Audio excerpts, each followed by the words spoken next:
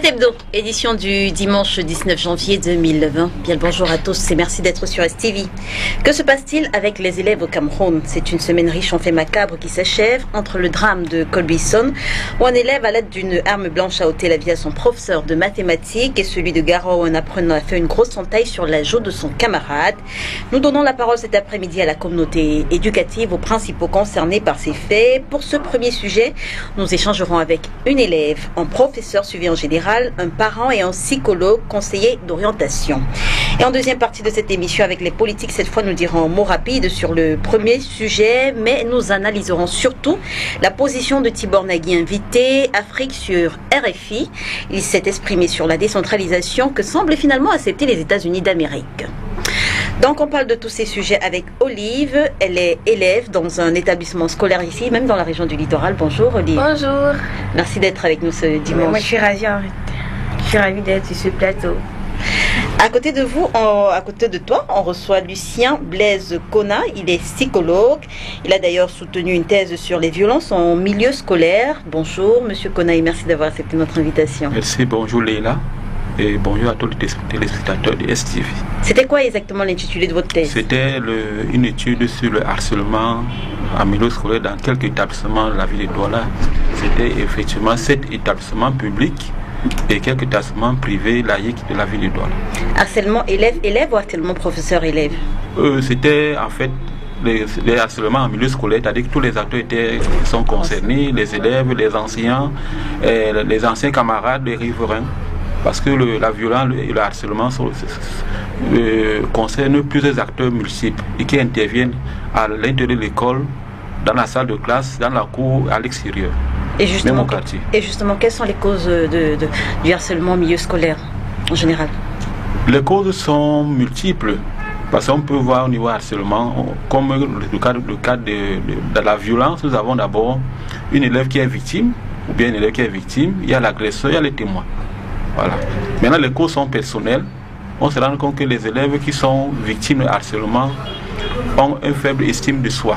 Ils ne peuvent pas se défendre parce qu'ils vivent de manière répétée les moqueries, des intimidations, des agressions. Ils sont incapables de se défendre. Ils sont également capables de dénoncer leur bourreau.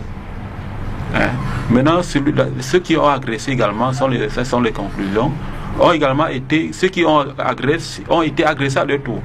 Et les témoins qui assistent le plus souvent ne peuvent pas se défendre, ils ne peuvent pas vraiment dénoncer.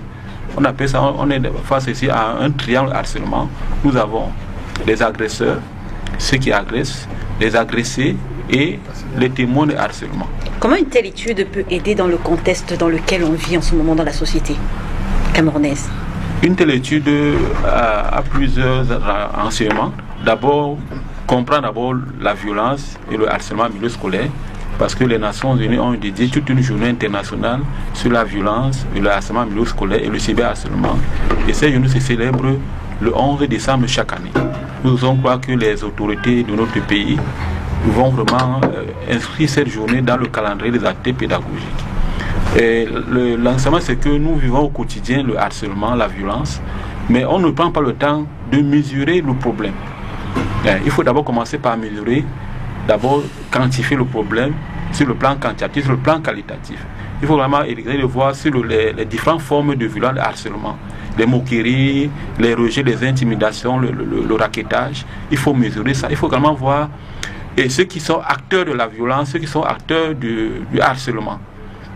Parce que loin d'info, il n'est pas question ici de le stigmatiser, mais il faut comprendre. J'ai l'impression que vous êtes appesanti uniquement sur le harcèlement. J'ai pas envie de minimiser, mais je veux dire de bas échelle, parce qu'il y a un harcèlement également qui est au sommet, oui. Et les professeurs qui harcèlent sexuellement des enfants, oui.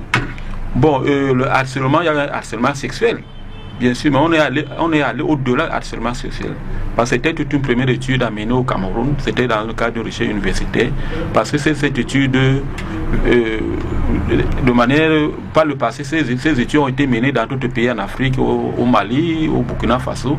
On a donc voulu le faire ici au Cameroun pour être un peu pour être en phase avec d'autres pays africains, parce que, il faut le dire, ces études ont commencé en Europe, en Suède, également en France. Il était question de voir un peu quelle est la perception du harcèlement. Mais le harcèlement n'élude pas le problème de la violence en milieu scolaire au Cameroun. Mais ça permet juste de comprendre. Parce qu'un élève qui est harcelé, c'est un élève qui souffre de l'intérieur, mais on ne voit pas la manifestation de ses souffrances. Hein? On ne voit pas. Également, les enseignants sont concernés par le harcèlement. Les enseignants sont concernés, les élèves sont concernés, les anciens élèves, les riverains, les élèves qui ont été exclus. Par exemple, dans cette étude, on a vu que 40 élèves, parce qu'on a enquêté sur une échantillon de 1006 élèves, 42% des anciens élèves sont auteurs de harcèlement dans les établissements. Vous voyez que ce sont les élèves qui ont été exclus, ils partent, ils reviennent. Un peu comme ce qui s'est passé avec le drame de Deido. Oui. D'accord. Effectivement. Merci Monsieur Kona d'être avec nous ce dimanche. En face de vous, nous recevons un collègue à vous, Monsieur Daniel Manguele. Il est professeur, il est également suivi en général. Je me trompe? Tout à fait. Tout à fait. Bonjour Monsieur Manguele. Bonjour. Merci. Merci d'avoir accepté notre invitation ce dimanche. Vos oreillettes, à la réalisation, nous crée oreillettes, voilà. Merci d'avoir accepté notre invitation ce dimanche. Merci bien, le plaisir est le mien et j'aime partager. Voilà. Alors sur le harcèlement, justement, le sujet de la thèse de votre collègue, qu'est-ce que vous avez à dire sur ce sujet-là dans les établissements scolaires? Harcèlement, j'insiste sur le harcèlement des professeurs à l'endroit des élèves. Bon, il est minable, hein, il est assez, je sais pas, hein, il est sans impact. Sans impact. S'il faut le mesurer à proprement parler. Mais le harcèlement qui est le plus récurrent, le plus préoccupant, est celui des apprenants vis-à-vis des enseignants. C'est ça, c'est cela qu'il faut davantage souligner. Celui qui est isolé, bon, enseignant, apprenant, je sais pas, il est vraiment, c'est des cas, c'est très isolé, voilà. Donc en fait c'est le plus faible qui harcèle l'autorité, si je comprends ce que vous dites. Si je peux mieux me faire comprendre, je voudrais dire que s'il fallait mener une étude statistique, comme le fait souvent le collègue Lucien, on se rendrait compte que les cas de harcèlement qui partent des enseignants vers les apprenants sont minables. Ils ne représentent pas grand-chose.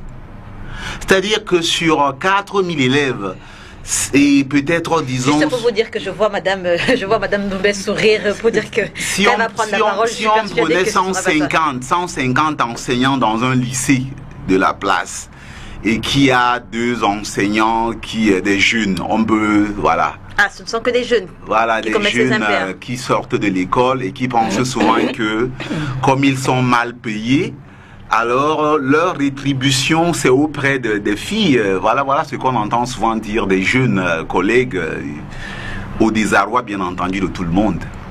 Merci monsieur Manguele d'être avec nous ce dimanche. Madame Ndombé, Annette Ndombé, merci d'avoir accepté notre invitation. Bonjour Léla et bonjour à tout le monde. Totalement persuadée que vous ne partagez pas l'avis de monsieur Manguele sur le harcèlement.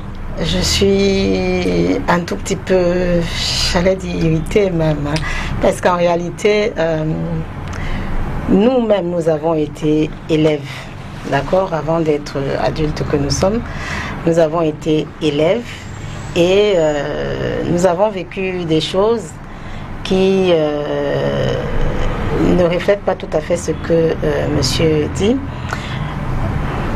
Je pense que c'est vraiment minimiser l'impact même, c'est-à-dire la chose par rapport à ce qu'il dit. Peut-être qu'à son avis, il y a très peu de professeurs qui le font, mais ça se fait. Olive, le harcèlement dans les établissements scolaires. Pour moi, je vais dire que c'est un mythe parce que moi, particulièrement dans mon établissement scolaire, tous les lundis, nous avons un moment de causerie éducative et pour la sensibilisation des élèves en fait.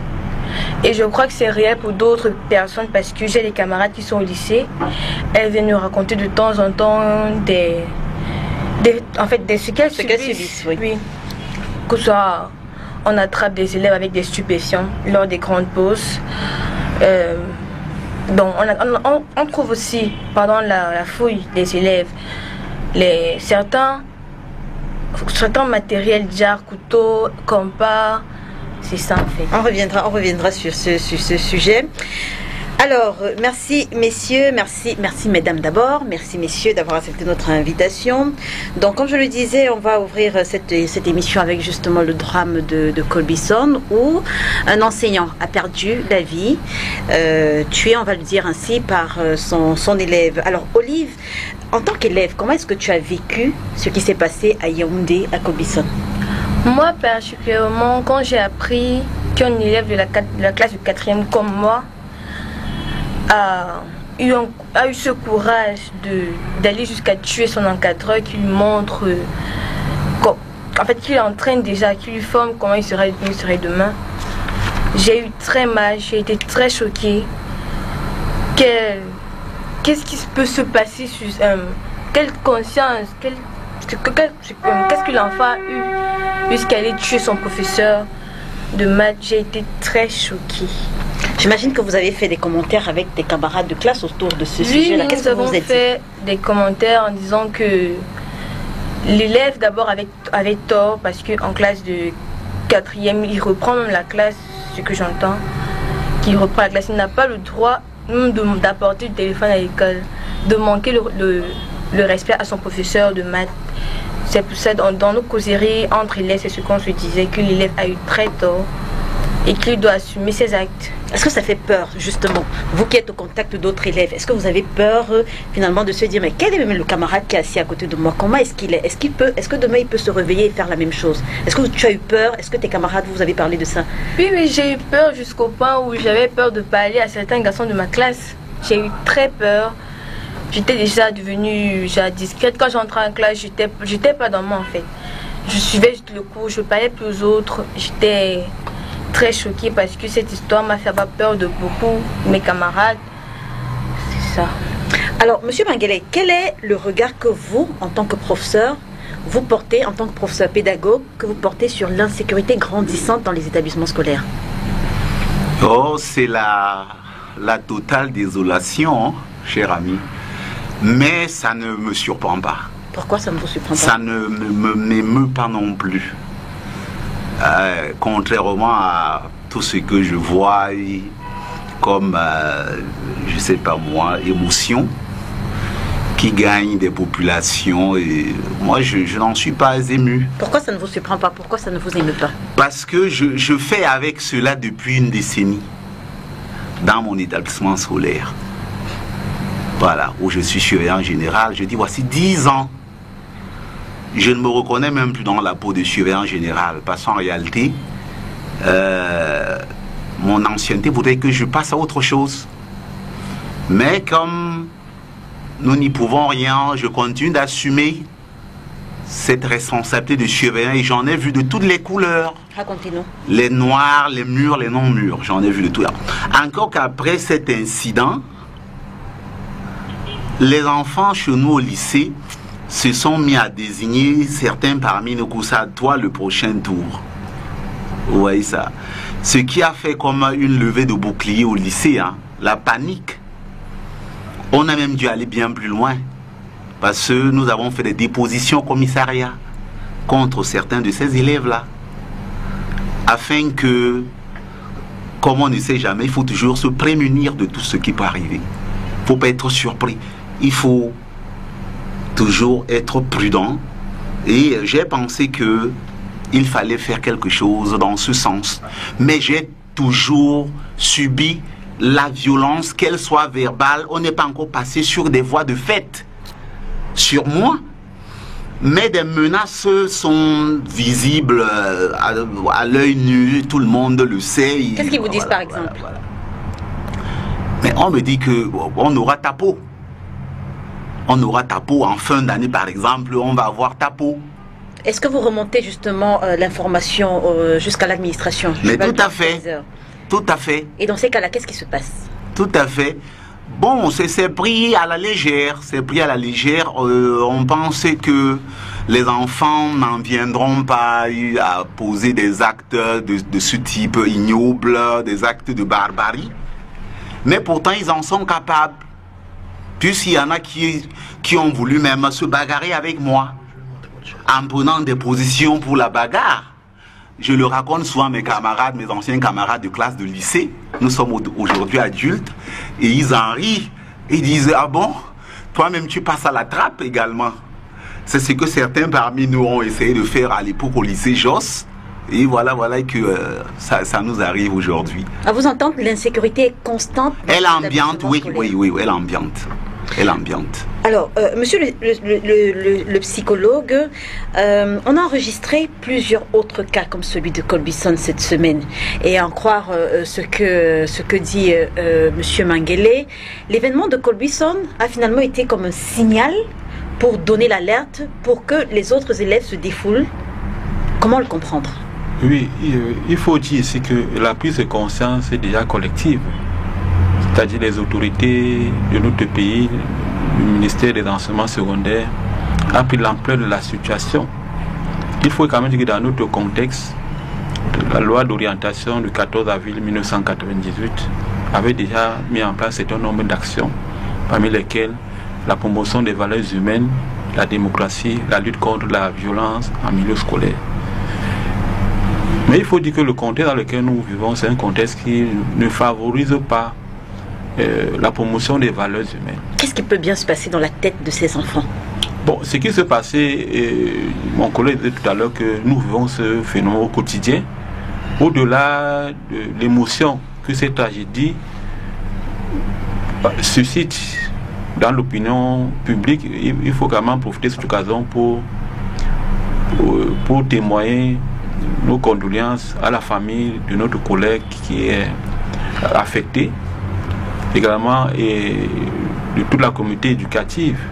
Alors, excusez-moi de vous arrêter. Je veux dire, en tant que conseiller d'orientation, oui, est-ce que des élèves viennent parfois à vous pour vous dire, ok, j'éprouve beaucoup de ressentiment à l'endroit de tel professeur X, de tel professeur Y, au point où vous sentez que cet élève serait prêt à franchir la ligne rouge? Bon, effectivement, il faut d'abord comprendre ce qui s'est passé. Il est bien vrai, on ne peut pas parler, on ne peut que mettre les hypothèses explicatives, les facteurs explicatifs. D'après vos propos, il se pourrait que cet enfant était déjà en situation de décrochage. C'est un enfant qui a repris la classe. Il avait une mauvaise relation avec son professeur, c'est-à-dire qu'il y avait déjà un conflit qui était manifeste. Donc on peut voir qu'il y a les facteurs personnels qui peuvent favoriser la violence dans ce genre de cas. Il y a le mauvais résultat scolaire comme il est tantôt. Il y a aussi le problème d'estime de soi. On peut également voir les facteurs familiaux. On peut aussi interroger cet enfant, il était dans quel environnement familial. La dame est là-bas certainement expliqué cela. Aujourd'hui, les familles n'ont plus les moyens de faire face à l'éducation des enfants. On parle de plus en plus des familles en situation difficile. Il faut voir vraiment à ce niveau. Il faut vraiment voir au niveau de la société. Donc il y a les facteurs personnels propres à l'élève, il y a les facteurs même internes propres à l'école, il y a les facteurs même sociaux, il y a les facteurs économiques. N'oublions pas que notre système éducatif, c'est un système qui produit énormément des échecs. Et dans les salles de classe, nous avons les sureffectifs. Il est important que les enseignants fassent les efforts pour gérer la salle de classe. Parce que quel qu'en soit le cas, la violence qui s'exprime dans les salles de classe, elle est très importante. Donc les enseignants doivent faire un effort de comment gérer la salle de classe. Et lorsque l'enseignant a des attitudes autoritaires, cela peut encore favoriser la violence. Parce qu'on dit souvent qu'il y a un distance pédagogique entre l'éducateur et l'élève. Il ne faudrait pas que les éducateurs, les enseignants se rapprochent physiquement de l'élève. L'ascendance que nous avons sur les élèves, c'est une ascendance psychologique, c'est une ascendance pas émotionnelle, parce qu'il faut tuer l'empathie pour aider ces enfants-là. Il faut aussi faire preuve de la compréhension du point de vue des problèmes pédagogiques. Maintenant, au niveau de l'orientation, que faisons-nous? On intervient d'abord de manière proactive à travers les activités d'éducation, d'information, au niveau des normes valeurs scolaires. Mais on peut encore aller plus loin parce que on voit bien que la plupart des enfants qui nous viennent, ces enfants ont été exclus Parce qu'il y a certaines mobilités dans les établissements. Les enfants qui nous viennent d'ailleurs, on ne les connaît pas. Donc en amont, on peut recommencer à comprendre, à mettre en place des bases de données ou des informations. On reparlera, de ça tout à l'heure. Alors, Madame Doumbé, est-ce que Monsieur Kona a parlé tout à l'heure des facteurs familiaux, de l'environnement familial. Est-ce qu'à la maison, les parents ont encore les moyens, ont encore le temps de se rendre compte du moment où l'enfant commence à développer ce type de comportement recalcitrant? En tant que parent, je dois d'abord dire ma consternation. Parce que cet enfant qui a posé cet acte a des parents. Cet enseignant qui est décédé a des parents. C'est très douloureux, hein, c'est vraiment très douloureux de vivre ce genre de choses. Contrairement à monsieur à côté de moi, je suis très émue. Vraiment, c'est peut-être de par sa profession, il a une très très grande distance, mais en tant que maman, je suis vraiment profondément affectée par ce qui s'est passé. Et j'adresse mes condoléances à cette famille qui a été éprouvée. Maintenant, quels sont nos moyens en tant que parents? Est-ce que les parents parviennent à se rendre compte du moment où les enfants commencent à être... parce que j'imagine que ce genre de caractère, ça n'explose pas directement, ça vient une fois, deux fois, trois fois, graduellement. Nous devrions savoir à quel moment nos enfants dérapent. J'explique. Une maman, je prends le cas de la maman, hein, mais même les papas, nous élevons des enfants depuis le bas âge. Nous sommes très proches de nos enfants et pour peu qu'on soit attentif, c'est-à-dire qu'on ait cet amour concret, pas l'affection, c'est mon enfant, je l'aime, etc. Mais pourvu qu'on sache que l'amour n'est pas des mots, ce sont des actes, que nous soyons très proches de nos enfants, il n'y a pas de raison pour qu'un enfant dérape et que la maman ne s'en rende pas compte. Je suis ferme là-dessus. Quand vous êtes avec votre enfant à la maison, quand vous l'élevez, et vous avez dit tout à l'heure, est-ce que nous avons le temps? Je m'insurge contre cette histoire de ne pas avoir le temps. On n'a pas besoin de beaucoup de temps pour donner de l'affection à son enfant, pour suivre son enfant. On n'a pas vraiment besoin de beaucoup de temps. Ça va depuis le bas âge, l'éducation que nous leur donnons. C'est-à-dire que quand un enfant commence, par exemple, à vous dire, à vous, la maman, non. Quand vous lui dites de faire quelque chose, il vous dit non. D'accord? Il faut déjà savoir comment gérer ce non. Pourquoi est-ce qu'il vous dit non? Qu'est-ce que je dois faire? Je suis absolument contre les parents qui disent que l'enfant là m'a déjà dépassé.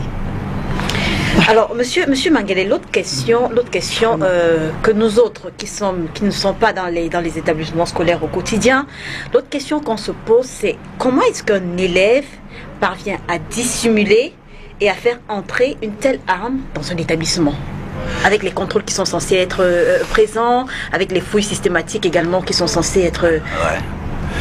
Comment? Les enfants ont une contre-démarche, c'est-à-dire que nous mettons en place une démarche de traque, si je puis le dire ainsi, hein. C'est pas des animaux quand même, mais nous devons les traquer pour assurer une certaine discipline. Pourtant, il y en a qui parviennent à se subtiliser, c'est-à-dire qui passent par les mailles du filet. Voyez-vous, la semaine dernière, nous avons mis main comme ça dans un poignard, une arme blanche à double tranchant, bien acérée au lycée. Dans cette fouille-là que nous organisons à leur portillon, à leur porte d'entrée au lycée, nous avons pris un garçon avec une arme, je dis bien dangereuse. Nous avons eu froid au dos, tout le monde qui était au portillon là ce jour-là. Des femmes, aussi bien des femmes que des hommes, qu'est-ce qui allait se passer? Je pense au lendemain de l'incident de Yaoundé, hein, si je me souviens bien, que nous avons pris cette arme blanche-là. Moi-même, j'étais glacé. Et comme je ne voudrais pas toujours porter l'attention sur moi, mais c'est une vérité qui est têtue, qui se sait dans mon milieu scolaire, que généralement c'est moi l'homme à abattre, parce que je suis rigoureux, ferme, et les enfants n'aiment pas cela. Ils préfèrent des gens qui leur montrent des crocs, qui vont même dans des bars pour boire avec eux, qui peuvent se passer, je ne sais pas moi, un mégot de cigarettes et ainsi de suite. En d'autres thèmes, il y a des enseignants également qui, passez-moi l'expression, c'est une expression typiquement camerounaise, qui donnent la main. Tout à fait, tout à fait. Tout à fait. Quand les enfants passent, vous les appelez, ils vous appellent aussi comme ils veulent. Ils vont même à un moment donné jusqu'à vous tutoyer. Alors là, c'est qu'on est, on est tombé si bas que votre apprenant vous dise la mère, comment ça va? Tu as bien dormi? Vous voyez que de la mère, comment ça va, rapidement, on est passé à tu. Et là, j'ai dû reprendre sévèrement une jeune collègue l'an dernier là-dessus, que j'avais surprise. On était en train de lui dire, la mère, comment ça va? C'était comment hier? Ça va, tu as bien? J'ai interpellé la collègue là, immédiatement, quelques temps après, pour lui dire que, vous voyez jusqu'où vous nous vendez aux enchères, parce que lorsque vous volez si bas, vous verrez que moi-même, je vais être porté à faux. Mais quand elle a déjà traversé cette ligne-là, quand elle est déjà aussi proche des élèves, oui, est-ce que c'est encore possible de redevenir l'enseignant strict, rigoureux après ça? C'est de ça que je suis en train de parler. Est-ce qu'elle a réussi justement? Est-ce qu'elle a pu? Est-ce qu'elle a pu?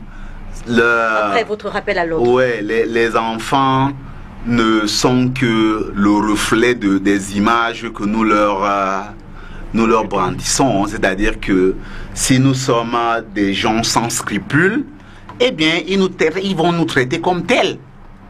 Pourtant, cette jeune collègue-là s'est souvent montrée assez rigoureuse, assez rectiligne dans ses manières de faire. Mais j'étais consterné, ému ce jour-là. C'est pourquoi je l'ai reprise immédiatement pour lui dire que, eh bien, voilà où tu vas en venir toi aussi comme les autres, qu'est-ce qui t'arrive? Donc, voilà. Voilà. Et ça fait que nous sommes mal vus. Nous qui ne voulons pas tomber dans ce genre de piège, les enfants nous considèrent comme qui? Comme méchants. Des gens qui ne sont pas bons, ne sont pas de bons pédagogues. Et des collègues même, il y a certains collègues, lorsqu'ils se sont familiarisés à ce point avec des enfants, qui peuvent, vous voyez, mettre de l'eau dans le moulin des enfants. Leur dire qu'effectivement, tel collègue, tel professeur n'est pas bon, il est méchant. Vous voyez jusqu'où on peut aller? Alors Olive, quelles sont les relations aujourd'hui entre les élèves et les professeurs? Comment est-ce que ces relations sont aujourd'hui dans les établissements scolaires? Pour moi particulièrement, la relation que j'ai avec mes professeurs, c'est une relation parentale et amicale parfois. Parce que nous pouvons souvent, dans un cours, comme nous sommes en cours peut-être d'histoire, on peut quitter du cours pour parler de la vie courante. Genre, ils nous posent les questions pour voir notre niveau. Donc, je dirais que pour moi particulièrement, la relation que j'ai avec mes professeurs, mes encadreurs et moi, c'est une relation parentale et amicale. Mais pour certains élèves, je vais dire, certains de mes camarades du lycée, parce que je vais prendre l'exemple de mes camarades du lycée, qui disent souvent que les élèves prennent les professeurs comme leur camarade de classe.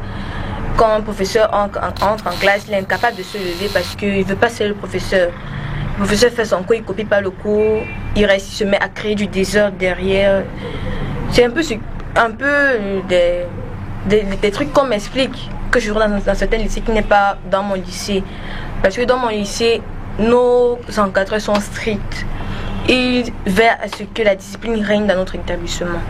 Alors, Monsieur Kona, quand on a déjà développé le type de relation dont parlait Monsieur Marguelet, et un instant, ces relations de bons petits copains, de bons amis entre les élèves et les enseignants, est-ce qu'il est encore possible pour un enseignant de reprendre, par exemple après son rappel à l'ordre, de reprendre la main, de recadrer, de redevenir le professeur qu'on connaît qui est à distance et puis l'élève est de l'autre côté de la barrière?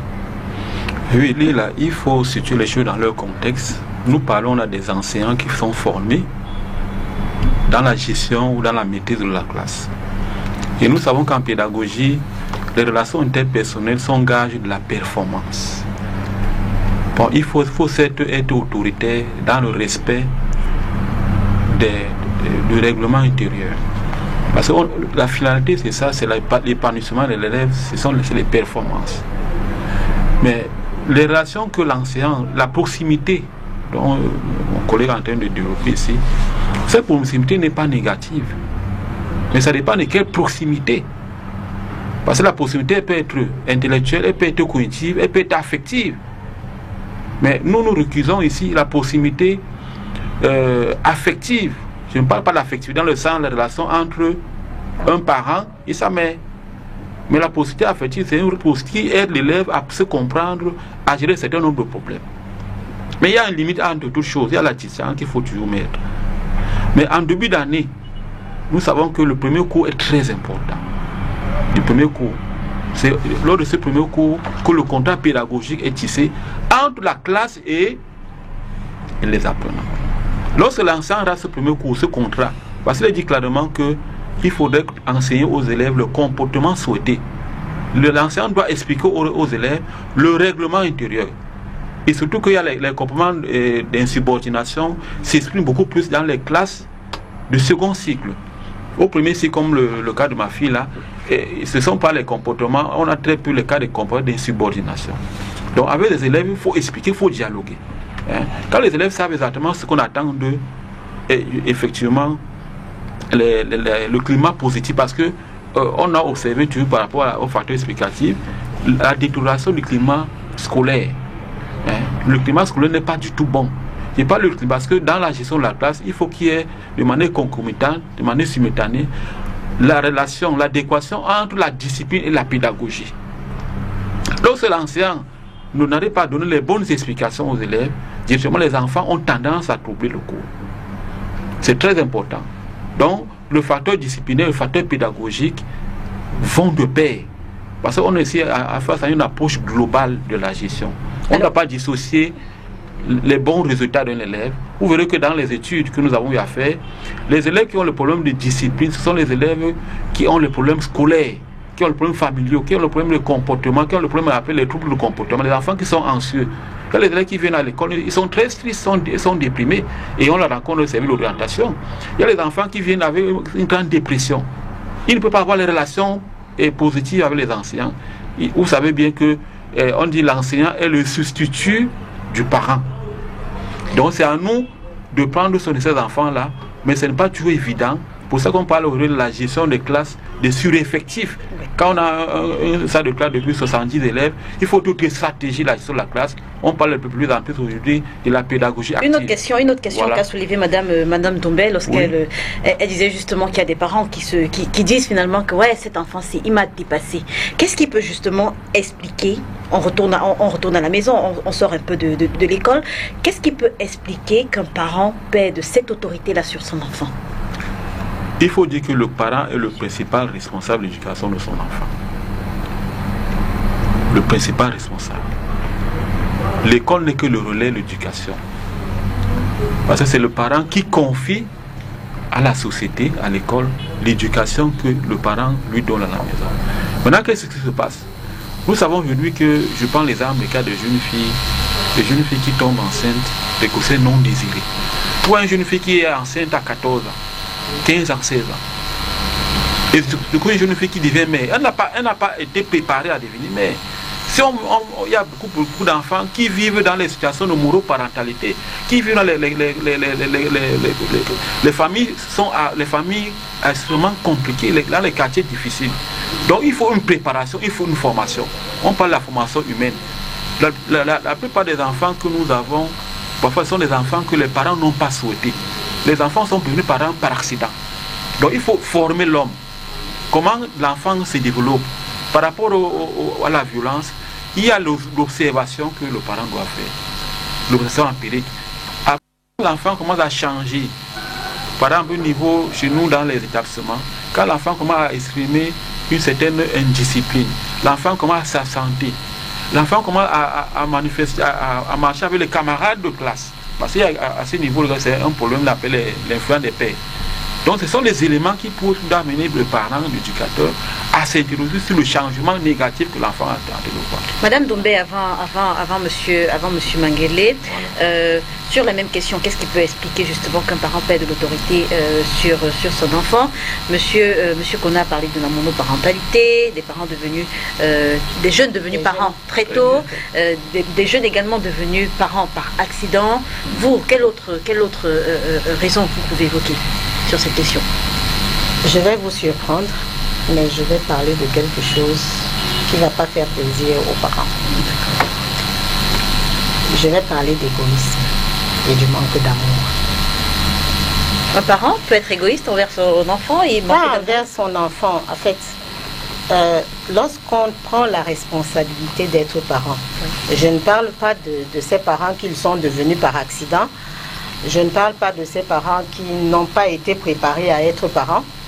Je parle de responsables dans un couple, des gens qui ont pris, qui ont eu un désir de faire un enfant, qui l'ont fait en leur âme et conscience. Parfaite connaissance de cause. Voilà.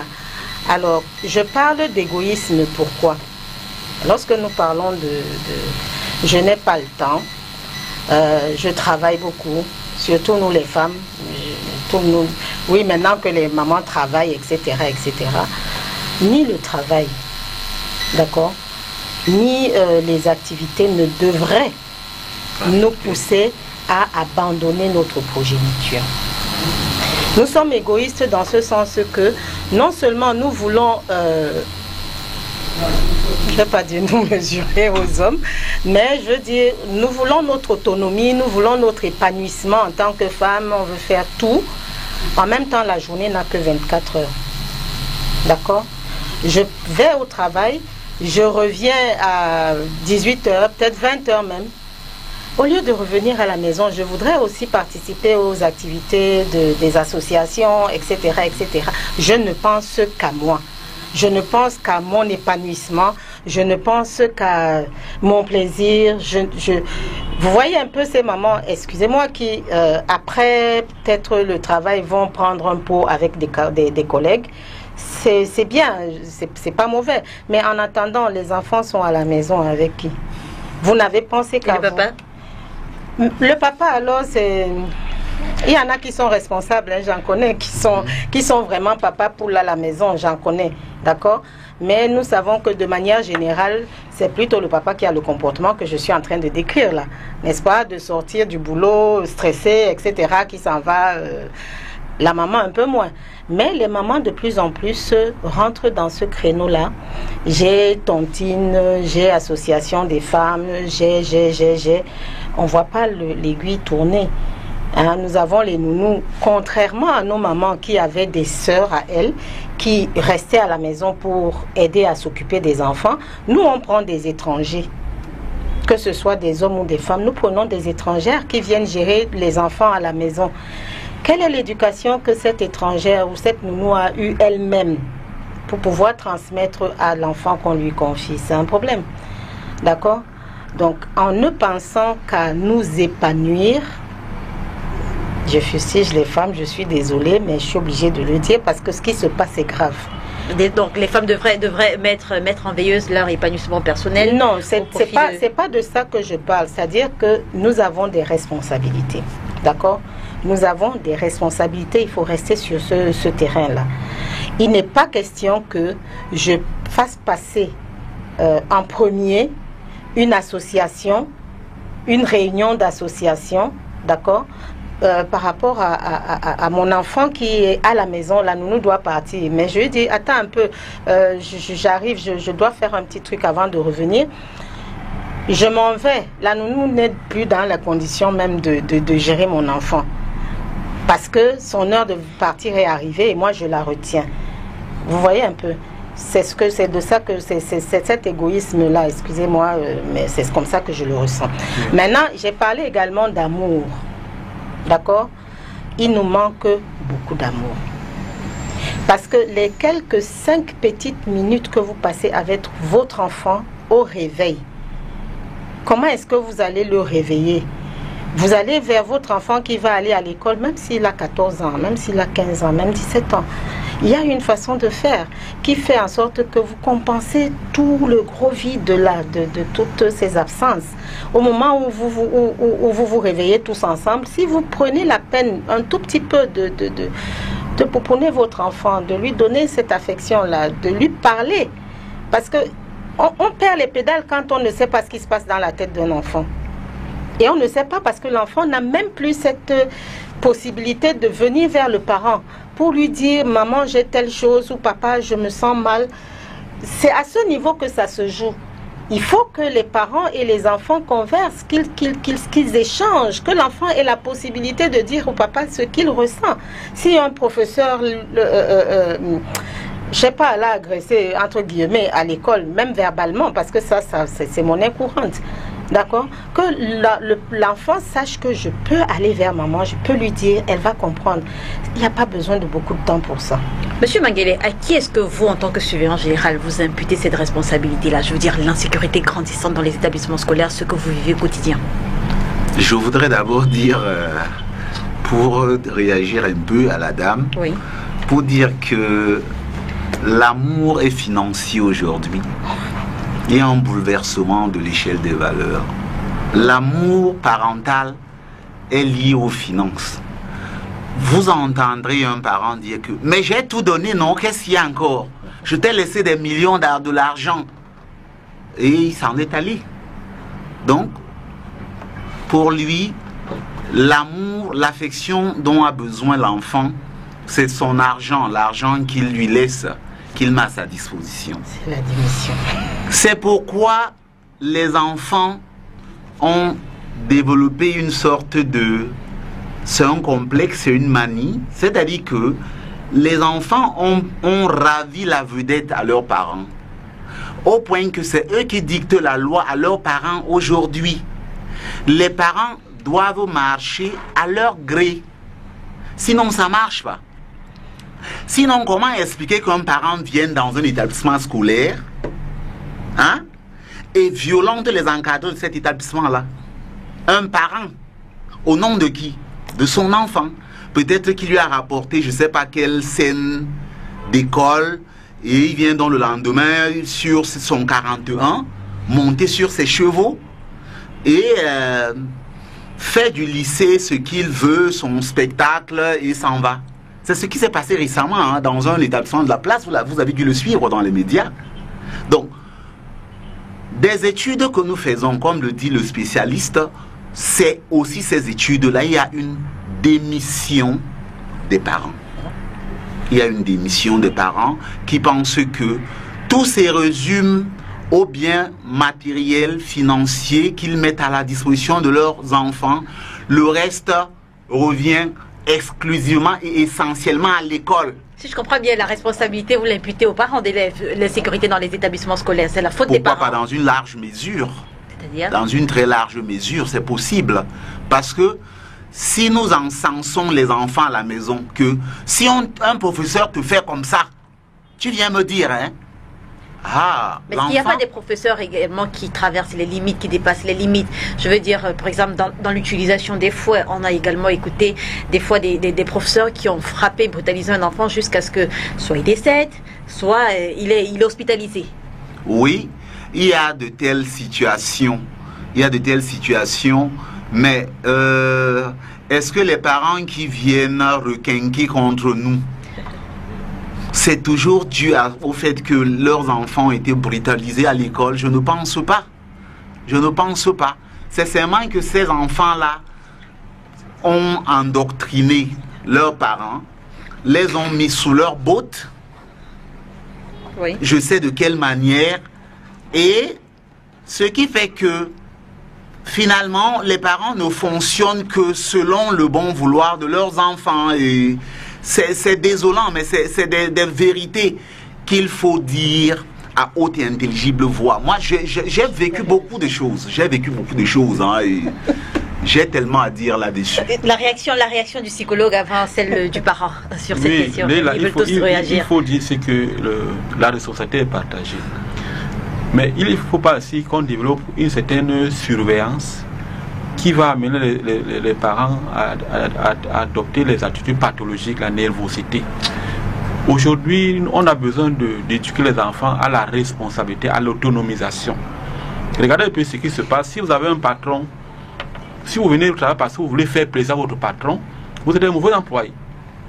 Donc, il est important de promouvoir les valeurs, l'amour, la compréhension mutuelle, et ainsi de suite. Et c'est ça le rôle de la société. Quelles valeurs nous avons à transmettre à la jeune génération, à la génération d'aujourd'hui et celle de demain. C'est là où nous sommes en train de faillir. Hein. Maintenant, nous savons que dans notre capital économique, nous ne voilons pas la face. Nous avons 85% de taux d'informalité. Regardez un peu ce qui se passe tout au long des routes. Ce sont les femmes qui se battent au quotidien. Je n'aimerais pas qu'on puisse stigmatiser les femmes. Hein? Mais il n'est pas tout facile de concilier la vie familiale et la vie professionnelle. C'est là qu'il faut retrouver l'équilibre entre les deux facteurs. Et comment protéger de maintenant les femmes? Il faut protéger les femmes. Je pense à les ministères qui ont un rôle à jouer dans la protection des femmes. Quand une femme, par exemple, de manière accidentelle, parce que ces femmes ne sont pas préparées, parce que tout ce que nous faisons, c'est de préparer à l'insertion socioprofessionnelle, c'est préparer à ce que l'enfant s'adapte, qu'il devient adulte demain. Il n'est pas question de développer une certaine surveillance. Moi, je suis contre cette approche-là. Dans la responsabilité également des pouvoirs publics, ministère des Affaires sociales, de la promotion de la femme et de la famille. Tout le monde aujourd'hui va vers le gagne-pain. On oublie que c'est notre citoyenneté qui est engagée. Elle est très engagée. C'est pour ça que même dans le travail que M. Mangele fait au quotidien, il est comme un exemple. Mais il n'est pas encouragé dans son travail. Pourquoi est-ce qu'on doit faire très attention quand on parle des cas de violence? Mais on n'encourage pas les gens qui travaillent bien. C'est très important ce que ça nous souligne. Si par exemple on observe un décalage de comportement parmi les éducateurs, parmi les formateurs, celui qui travaille bien ne sera pas encouragé. Vous comprenez un peu? Si y a un enseignant qui gère bien la classe, s'il n'est pas cité comme bon exemple, si ça ne peut pas faire tâche d'huile auprès des autres, finalement, la démission va gagner le terrain. On parle de plus en plus de la démotivation des enseignants. Les enseignants estiment que pour certaines raisons, ils sont mal lotis dans leur travail. Mais malgré tout cela, il y a des enseignants qui sont très conscients dans leur travail. Ils viennent au travail. Il y a d'autres qui sont là, mais physiquement, même psychiquement, mentalement, ils sont totalement absents. Okay. La réaction de Mme Doumbé avant Olive. Bon, tout à l'heure, je voulais dire que quand nous parlons de société, ça commence par la famille. Le noyau de la société, c'est la famille. D'accord? Donc, sans vouloir dire que tout part ou toute responsabilité doivent être assumées par la famille, il n'en demeure pas moins que tel que nous élevons nos enfants, c'est ce que nous offrons à la société. Avant, vous avez parlé de fouet tout à l'heure. Avant, quand vous aviez commis une gaffe dans le quartier même seulement, c'est-à-dire le voisin vous a puni, vous aviez peur de rentrer à la maison, vous cachiez même que vous venez de pleurer, parce que vous savez que quand vous allez arriver à la maison, quand papa va se rendre compte que vous avez pleuré, il va vous demander qu'est-ce qui s'est passé, et vous allez dire le voisin m'a tapé, pourquoi? Avant même de savoir, il te tape d'abord. Maintenant, il n'y a plus, entre guillemets, de famille. Il n'y a plus de famille. Les familles monoparentales, parce que, ayant fait un enfant sans le vouloir, les familles recomposées, 3 divorces, 4 mariages, des enfants issus de partout, d'accord? Tout cela affecte, tout cela est un support très très favorable à ce que nous vivons aujourd'hui. Maintenant, l'enseignant lui-même, vient d'une famille, a reçu une éducation. L'enseignant lui-même qui a des comportements tels que M. Manguele a décrit tout à l'heure, il a beau être passé par l'école normale, d'accord? Il n'en demeure pas moins qu'il a une éducation. Et très souvent, ce sont des jeunes. Ce sont des jeunes qui ont vécu leur vie après l'éducation que nous, on a reçue. C'est-à-dire que si vous voyez tous ces enfants, c'est la trentaine, n'est-ce pas? Votre collègue, certainement, est dans la trentaine, pas la quarantaine, et même. Vous voyez? Donc, ce sont des gens qui ont vécu une éducation déjà, excusez-moi le terme, diluée. Parce que les parents même, aujourd'hui, qui sont parents, n'ont pas eu cette éducation droite, rectiligne, là, qui permet qu'on ne peut donner que ce qu'on a. Si vous avez grandi dans un milieu où vous parlez n'importe comment aux gens, vous vous querellez, parce que la violence, là, elle vient pas seulement du professeur, même le professeur qui donne des passe par là, qui insulte, etc., etc.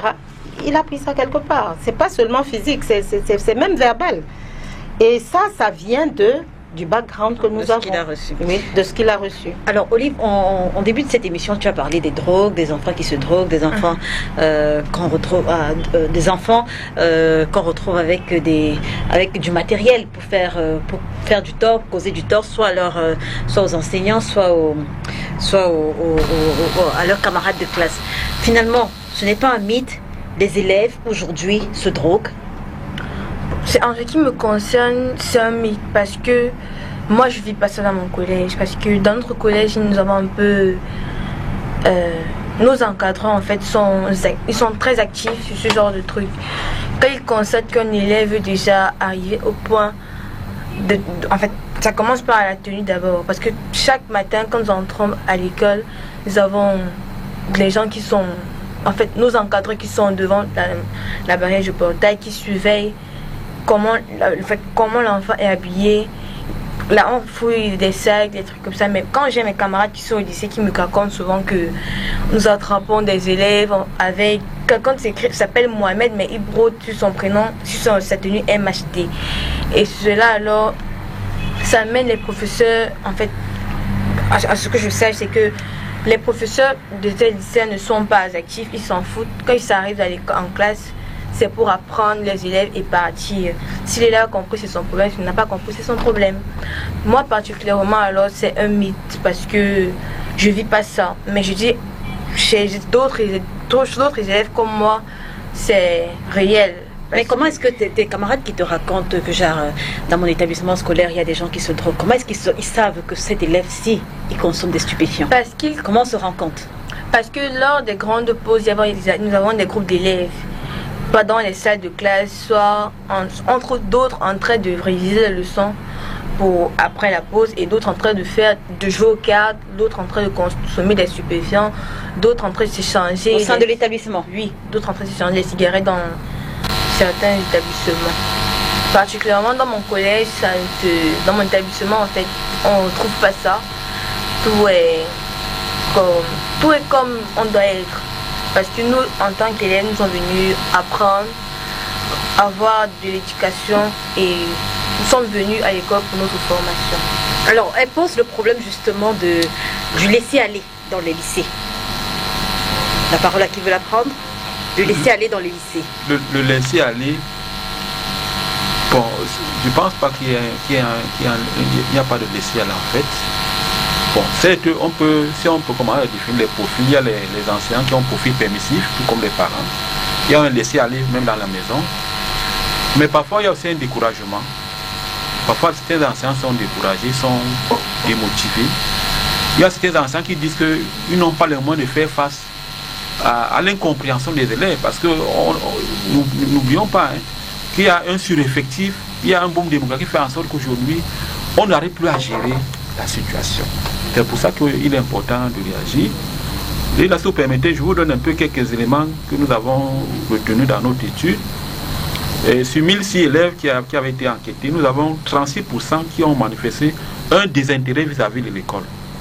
Quand un enfant n'aime pas l'école, Ça pose problème. Qu'est-ce qu'on fait de lui? Qu'est-ce qu'on fait de lui? Qu'est-ce qu'on fait de ce Voilà, il y a certains 5% qui ont un comportement dépressif, 3% des enfants qui sont anxieux, 50% qui ont été victimes qui disent qu'ils ont été victimes de violences, et 41% des élèves, les anciens élèves qui sont auteurs des violences. Il y a même les 36% les élèves qui ont pris part aux actes de violence. Il y a même 77% des violences qui se déroulent dans les salles de classe. Il y a 40% des actes violents qui ont eu lieu à l'intérieur de la salle de classe. Ou est-ce qu'il faut agir partout? Dans la salle de classe où le professeur intervient, à l'extérieur de la salle de classe, dans la cour de l'école, c'est à 43%, sur le chemin de l'école à 19%, et un peu partout. Vous voyez qu'il faut maintenant les actions globales. Hein? Il faut les actions. Pour ça que nous plaidons ici pour la mise en place d'un comité, un comité de lutte contre la violence, bien d'un plan d'action.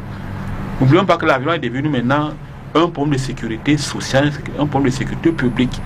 Il faudrait qu'on puisse donner les moyens aux acteurs que nous sommes, qu'on puisse agir. Et nos missions, bien sûr, doivent être renforcées. Entre autres moyens, hier justement, peut-être que vous pourrez dire un mot sur ce qu'il a dit et répondre à la question. Hier, on fouettait les élèves. Aujourd'hui, c'est totalement proscrit, si je me trompe. Pensez-vous que le retrait du fouet, justement, puisse être à l'origine, Madame Dombé en parlait, puisse être à l'origine, justement, de ces cas de violence-là dans les établissements, cette montée de violence de la part des élèves? Les 36% d'enfants qui ne veulent plus aller à l'école veulent devenir footballeurs. Ok, c'est ça le problème. Donc, ils ne se reconnaissent plus à l'école. Pourquoi? Parce que l'école ne produit plus de valeur. L'école n'est plus la référence. Le référentiel école est tombé en désuétude. Il n'a plus de sens. C'est le football qui fait de l'homme ce que l'homme veut devenir. C'est la starmania qui fait de l'homme ce que l'homme veut devenir. C'est-à-dire avoir de gros moyens. C'est cela qu'il faut noter. Sans vergogne, c'est-à-dire il faut le dire avec insistance. Il faut donc qu'on redonne, qu'on fasse en sorte que l'école redore son blason. Est-ce que cela est encore possible? Comment est-ce que l'école peut redorer son blason aujourd'hui? C'est ça la grande problématique à laquelle il faut chercher des réponses. C'est ça. Madame Dombé, comment est-ce que l'école peut redorer son blason aujourd'hui? Sincèrement, pour réagir à chaud, sincèrement, l'école doit redorer son blason, je suis d'accord. Il n'y a rien à dire, il faut. Maintenant, qui doit le faire? Vous allez me dire, il y a les ministères, vous allez me dire, il y a Monsieur Mangele, le professeur, l'enseignant aujourd'hui, l'est-il encore par sa vocation? Parce que ce dont on se rend compte en réalité, c'est que nous sommes en face de personnes qui soi-disant, il n'y a rien à faire. L'école normale, c'est vraiment rapide. Je fais un an, que ce soit au primaire par exemple, je fais un an après mon bac, je sors, je peux enseigner, je peux avoir un boulot. Est-ce que les professeurs, c'est la maman qui parle, est-ce que vous, les professeurs qui êtes en charge de l'instruction de nos enfants, si je dis éducation, vous allez me dire que l'éducation nous revient, est-ce que vous avez encore cette vocation-là, Monsieur Mangele? Un professeur qui arrive en classe, qui a suivi une formation quand même, la distance pédagogique dont vous parliez tout à l'heure, l'instauration d'une discipline à l'intérieur de sa classe, le premier cours. Ça. Vous donnez les règles, vous dites dans ma classe, je veux ci, je veux ça, je ne veux pas ci, je ne veux pas ça. D'accord? Est-ce que les enseignants sont alors assez consciencieux encore aujourd'hui? Nous, on avait un proviseur, je ne sais pas en quelle année vous étiez au lycée Jos, moi aussi j'y ai été. Du temps du proviseur Bihina Bandolo, je ne sais pas si c'était votre... Voilà. Alors, nous avions... Le proviseur se tenait devant son bureau. Juste devant son bureau. Il mettait ses mains comme ça et vous voyez les enfants qui disparaissaient. C'est-à-dire que l'autorité était... Il n'avait pas besoin de vous dire quoi que ce soit. Les enfants disparaissaient de par eux-mêmes. Ce monsieur avait... En quoi est-ce qu'il est différent de vous aujourd'hui? Vous voyez, c'est certes le problème d'effectifs pléthoriques, j'en conviens, parce que c'est pas possible de gérer, mais en même temps, c'est un facteur qui est réel, que nous vivons tous les jours. On devrait savoir comment gérer ça. Quand des enfants sortent donc de l'école, eux-mêmes ils sont encore enfants. Eux-mêmes ils ont eu une éducation... comme on est en train de la décrire. Qu'est-ce que vous pensez que ces enfants doivent faire? Est-ce que vous pensez que le ministère ou un ministre ou je sais pas, un membre du gouvernement va venir... ce qu'ils ont fait, c'est de vous donner la formation à l'école normale. D'accord? Laquelle formation vous donne la possibilité d'agir sur le terrain. Maintenant, quand vous êtes allé à l'école normale, c'est pas tout le monde, s'entend. Quand vous êtes allé à l'école normale pour certains d'entre ces enseignants-là, juste parce que, comme vous le disiez, quand on fait son devoir juste pour faire plaisir, il n'y a plus de vocation. Vous arrivez en classe, vous pouvez pas appréhender ces enfants-là déjà. On est substitut du parent. Vous ne voyez pas cet enfant qui est devant vous comme un parent d'abord, qui a en face de lui un enfant, d'accord? On n'arrive même plus à lire la détresse sur le visage d'un enfant. Vous qui êtes psychologue, c'est vous le psychologue. Hein? Quand un enfant est en face de moi, j'ai la possibilité de savoir s'il est bien à l'intérieur ou pas. Le professeur n'a plus le temps de regarder tout ça. Alors, monsieur Kona, on sort déjà de cette première partie. L'école doit redorer son blason, c'est la proposition de monsieur Manguele. Les enseignants doivent l'être par vocation. Quel est le conseil que vous pouvez donner d'abord aux enseignants? Se faire respecter, rétablir leur autorité sans pour autant marcher sur les élèves, mais également aux parents qui ont perdu également l'autorité sur leurs enfants. Ok, bon, au lendemain de l'incident, il y a beaucoup de collègues qui ont déjà découragé. Je peux leur demander de ne pas généraliser cet incident, ce collègue qui a perdu la vie, parce que les enseignants qui perdent la vie à la suite d'une agression physique, les cas comme ça sont rares. Donc, chers collègues, n'essayons pas de généraliser la violence des élèves envers les enseignants. Nous avons notre mission, celle d'éduquer, de former aux valeurs humaines, aux droits de l'homme, à la paix, à la non-violence. Et une autre mission est aujourd'hui plus que salutaire, c'est celle de promouvoir une éducation de qualité. Parce qu'il est bien dit dans la loi d'orientation que l'enseignant est le garant de la qualité d'éducation. Donc ne nous décourageons pas. Les parents ne doivent pas également se décourager par rapport aux influents, parce que le parent n'est plus seul. Il n'est plus le seul acteur. N'oublions pas qu'après la crise économique, tout a changé au Cameroun. La société n'a plus de repères. Le parent a des concurrents. Il y a les masses médias, on n'en a pas parlé. Il y a Internet, il y a les camarades de classe, il y a les anciens camarades, il y a ceux qui ne vont pas à l'école, dont le parent, l'école a des concurrents. Maintenant, comment repenser l'école? Peut-être on pourra revenir rapidement, un mot là-dessus. Comment repenser l'école aujourd'hui? On doit intégrer les TIC dans l'école. Oui. Parce qu'il est dit également que dans la gestion des classes, on doit tout simplement intégrer le e-learning, l'apprentissage en ligne. La façon dont nous enseignons aujourd'hui, la façon dont on a reçu l'enseignement, ne peut être la même que les enfants d'aujourd'hui. Donc on doit repenser les pratiques d'enseignement, les pratiques d'apprentissage. Également, je continue à penser, ça fait 20 ans que je fais ce travail, que la compréhension des valeurs humaines, les enseignants, lorsque les enfants sachent qu'ils ont un modèle devant eux, un enseignant qui aime son travail, un élève ne peut pas agresser son enseignant.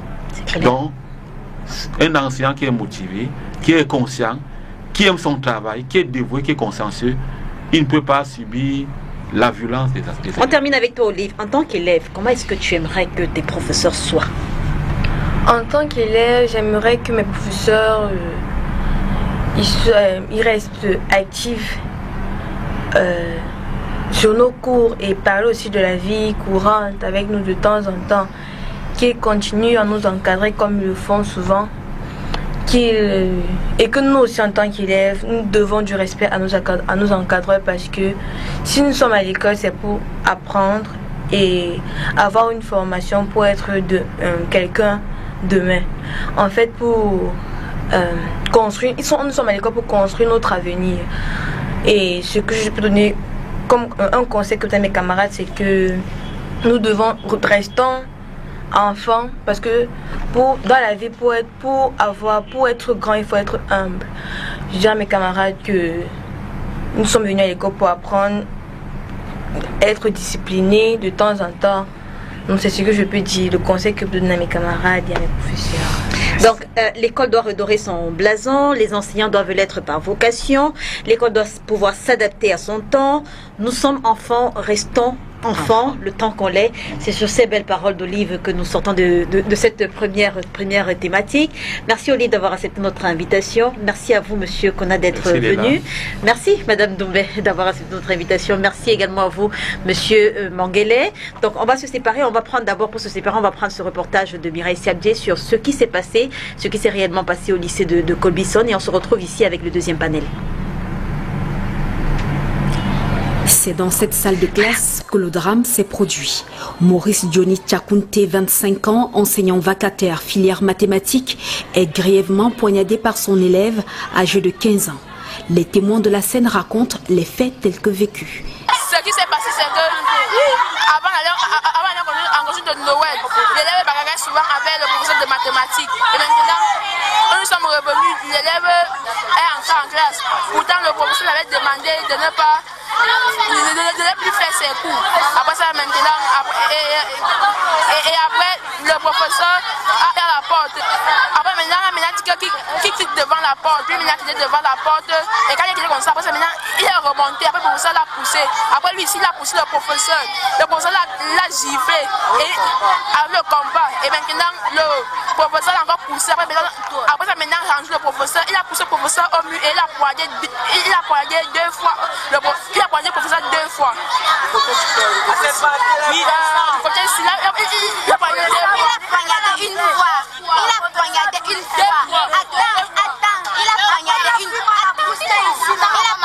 Une fois, il a un peu ressorti pour renforcer le couteau un peu plus profondément. C'est là que le professeur a couru pour aller voir M. Bilogué. M. Bilogué a donc pris son pile pour donner pour faire. Donc, comme il saignait abondamment, il a donné le pile pour bloquer la plaie avant qu'il ait descendu à l'infirmerie. C'est là qu'elle a donné les premiers soins. Et puis c'est enfui par la bouche. Maintenant, les policiers se sont mis à sa recherche. Après avoir pris la fuite, l'élève trouve refuge au domicile familial à Oyumaban. Il est très vite rattrapé par les forces de l'ordre et placé en détention provisoire au commissariat du 12e arrondissement en présence du sous-préfet de Yaoundé 7. Une histoire rocambolesque qui défraie la chronique. Les parents d'élèves qui ne tardent pas à se rendre sur les lieux sont tous paniqués. On va se poser 1001 questions. Qu'est-ce qui a poussé l'enfant à faire ça? La réponse, personne ne l'a. Personne ne l'a. Sauf que, à en croire certains élèves de cet établissement, le présumé assassin est réputé pour sa délinquance, son absentéisme et son habitude à intimider élèves et enseignants au lycée de Colbison. Je suis dans un lycée, notre lycée voisin, mais on a suivi, nous sommes venus, parce que ça nous fait mal. Ça nous fait trop mal d'écouter ce genre de témoignages-là. Un professeur qui donne cours, il est sorti de sa maison le matin, il a dit oui, et puis il arrive, il trouve la maison. Comment l'élève fait pour avoir le poignard dans son sac de classe, qu'il remplace avec les cahiers, les livres, les bics? Et comment ça se fait qu'il puisse traverser les portails du lycée avec des armes blanches? Ça ne se comprend pas. L'enseignant n'est pas en sécurité. L'enseignant n'est plus du tout en sécurité. Au moment où nous quittions les lieux, le ministre des Enseignements secondaires, Pauline Alovalyonga, présidait une réunion de crise au lycée de Colbison après s'être préalablement rendu au centre hospitalier universitaire où se trouve actuellement la dépouille du regretté Johnny Tchakounte, enseignant poignardé par son élève.